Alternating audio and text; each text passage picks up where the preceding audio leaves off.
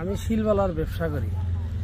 কালি সন্ধ্যাবেলা বিলাসীপাড়া এক গাড়ি মাল নছি।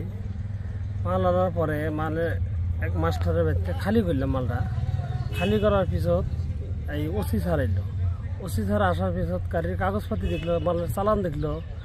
দেখার পরে বিলাসীপাড়ার ওসি এই পথে মাল খালি করার পিছত আমাকে নিয়ে গেল থানায়, নিয়ে লকআপ করলো। লকআপ করার পরে মার আগেই এসে ফিল্ডে এসে মার দিল।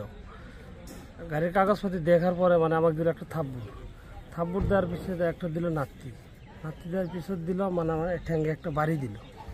দিয়ে মারপিট করে থানায় নিয়ে গেল। থানায় নিয়ে যাওয়ার পরে আমাকে লকআপ করলো।